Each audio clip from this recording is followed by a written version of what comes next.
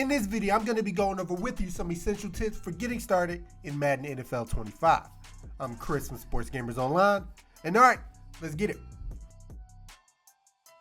First, let's talk about option plays and the main ones you will encounter. When running a regular read option, which will say read option, lead option, something that doesn't say RPO in it, but still has option, are these types of plays. And if you hold RT or R2 on your controller, you'll be able to see what defender you will be looking at to read on the play by the R above their head. And to execute them, new this year in both games, the controls have been changed. So it's now an automatic handoff to the running back, so you don't have to do anything there. The real challenge is you now have to hit X on PlayStation and A on Xbox to keep it with the quarterback. So if you see the R defenders start to chase the running back, tap the button. And if they freeze, you don't have to do anything. Now, dipping into RPOs, RPO alerts give you a run play with some type of route or screen happening on the backside to give defenders multiple things to focus on and hopefully be late on what they do choose.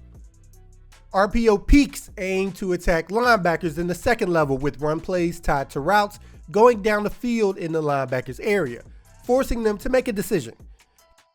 You can bring up RT or R2 on your controller to see the P above the defender's head that you will focus on looking at here. And RPO reads are the hardest because they combine the ability to run with the quarterback into the play. So you will be able to throw to a receiver, hand the ball off, and if the read defender crashes, keep it and run with the QB. These definitely take the most practice. I would recommend getting into practice mode and working on them. Now, speaking of RPOs, when you're running them, you can execute them a lot faster by making sure the bubble screen throw is always opposite of your quarterback's throwing hand. So he's able to throw it a smidge faster when the opportunity is there. You want to be selective about what body part you're aiming at when you use the hit stick. For a Derrick Henry type back, aim for the legs by flicking the right stick down. For a smaller back, you're better off going high, so aim up on the right stick to deliver a big hit. In the game settings under kicking, you can choose the type of meter you want to use and how to execute it. You have two options, the college football 25 meter and the classic Madden meter. The college football one is the two-part meter where you lock in accuracy on the horizontal plane and the power on the up and down. And the classic Madden meter is the traditional swinging meter where you stop the power at the top and the accuracy at the bottom. I've grown so accustomed to the college football style that I can't help but favor it. You can also choose how to execute each meter. You can choose the tap and tap method, which requires you to press the button twice, once for accuracy and once for power. Or the tap and hold method locks in accuracy with a single tap and then you release the button at the desired power level. Personally, I prefer tap and hold as I found more success with it, but you can practice with both and see what you're more comfortable with. When you're rolling out of the pocket and nobody's open, it's time to put the Playmaker feature to use, as this can bail you out of some tough situations. And you do so by flicking the right stick in the desired direction of your closest receiver to the area you want them to go, and they will adjust their route on the spot, often leading to a lot of big plays here. In Madden 25, depending on where your receiver is and where the defender is coming from, it will require you to use one of 4 different types of catches in the game, starting with the run after the catch, which you activate by holding square on PlayStation or X on Xbox to perform this catch. It's ideal when your receiver has open space ahead of them, allowing them to gain extra yards after the catch. Next is the possession catch, which you pull off by holding X on PlayStation or A to secure the ball and avoid big hits from defenders. This catch prioritizes maintaining possession over gaining extra yards, making it useful for catches in traffic with tight ends in particular or when you're near the sidelines.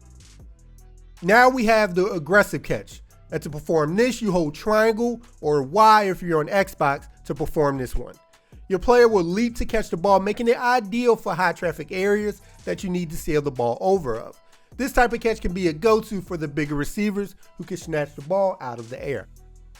And lastly, we got new to Madden 25, the manual spec catch, which you can do by pressing L1 on PlayStation or LB on Xbox to attempt a spectacular catch animation. This new feature allows for wild grabs, though the game will humble you and drop something easy because you decided to catch it with your pinky. If you're a defensive line user, you should stop doing that immediately. You're giving your opponent an advantage if they're using their linebacker, which they probably are. Don't be afraid of making mistakes because nobody is perfect and often we're just guessing out there. The amount of havoc you can create playing linebacker by not being computer controlled cannot be matched.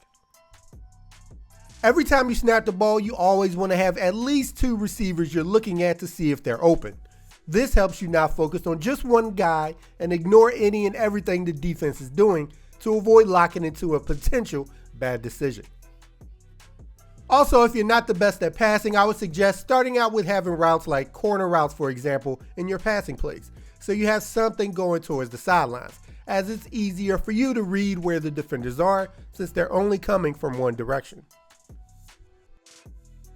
When running with your quarterback, don't forget to slide by hitting square or X on your controller if you have the room to do so. You want to avoid unnecessary fumbles, and it's important to slide before the defender gets too close. Otherwise, you might get caught in a tackle animation, so be aware.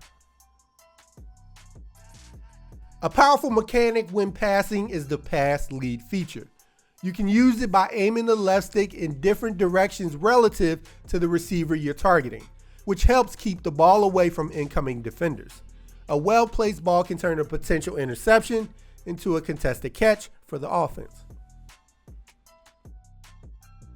When attempting kicks from a certain distance and extra points, you don't have to go full power here. Stopping it at about midway could be enough for you making it, and avoid a max power kick which could risk you shanking it. In Madden 25, you're able to see what your opponent's last play call was, and please take advantage of it, because a lot of users, whether they got a stop or not, will run right back to the same play, and at that point you might as well gear up something special to beat it.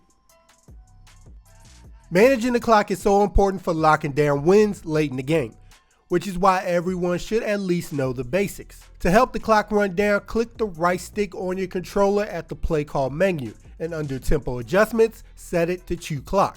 This will cause the play clock to run down to around 10 seconds, shaving off time quickly to help secure that victory. If you're in an unfamiliar playbook or something you're still working on, you can help yourself a bit by changing your custom audibles on the fly in the play call screen by hitting LT or L2 on your controller and cycling through your preset plays and changing them to ones you want to work on. This way you have something of an in-progress screen cooking while the game is going on. To lessen the chance of a fumble in the key spot, you can use 2 methods. First, click the right stick to access your coach adjustments in the play call screen and scroll down to the ball carrier settings. From there, set it to conservative to dramatically reduce your chances of fumbling. Additionally, hold the R1 or RB button on your controller while running will help maintain possession for your offense. Also, when you're running towards the sidelines, don't be afraid to live to see another down and avoid throwing a jump ball into 3 defenders, which is something Brett Favre might do.